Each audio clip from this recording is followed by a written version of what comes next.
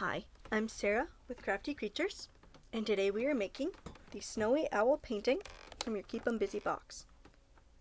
For this painting, we will need a canvas panel, our paints, and some paintbrushes. And from home, let's find a pencil and eraser, a cup of water for washing brushes, and a mess-friendly place to craft. Now that we have all of our supplies, let's get started. First, lay your panel landscape so that it looks wider than it is tall. Using a pencil, lightly draw a big branch along the canvas. You want it fairly close to the bottom, but a little bit of space between it and the edge of the panel. Add some little branches coming off of it if you want. Next, add a rounded upside-down triangle onto the top of the branch.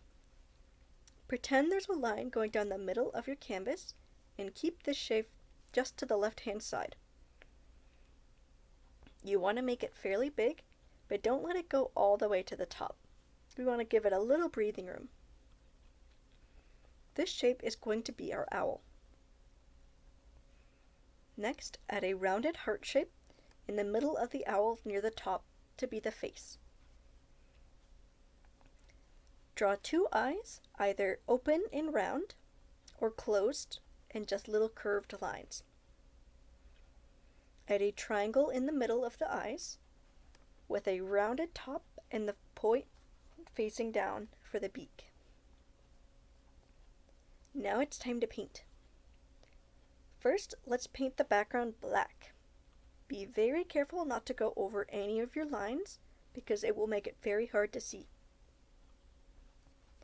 Next, mix a tiny bit of black to a lot of brown to make it a nice dark brown.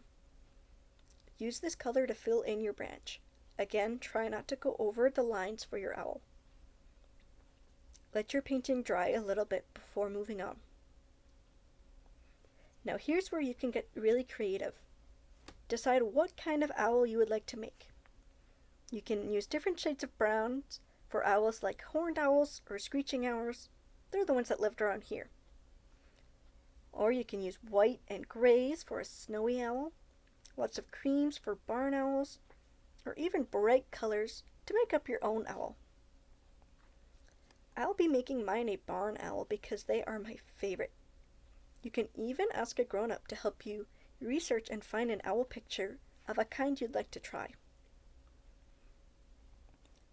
Once you're ready, start by painting in the body with one color, leaving the face alone for now. Paint in the face with another color.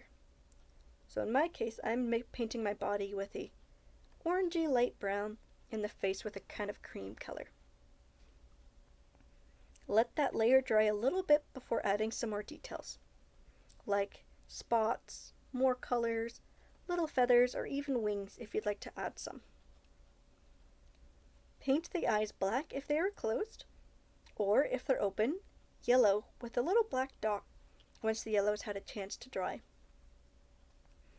Again, depending on what kind of owl you're making, you will paint the beak either black, dark brown, or gray. For any kind of owl, add some little lines of V's along the belly with another color, usually one darker than your base. So say if you were doing a snowy owl, here's where you might use some black or some dark gray.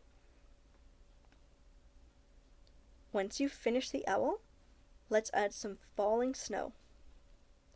Dab a small or big paintbrush along the top of the branch with some white. Make it nice and blobby and fuzzy. Branches tend to collect a lot of snow, so add as much as you'd like.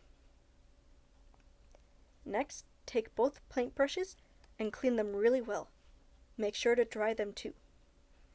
This next step is very messy, so I will show you another method if this is too messy for your workspace.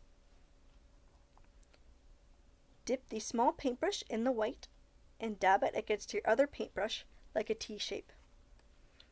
This is called splatter painting, and it will make lots of different sizes of snowflakes. Some little, some big. You're going to have to dip fairly frequently though. If this is too messy, you can also flip your small paintbrush over and use the hard end to dip in paint and make little dots around the sky. It'll just take a lot longer. Then you're going to let your beautiful owl dry completely before moving or touching it. Thanks for painting with me today. I'll see you eager beavers next time for a new craft. Goodbye.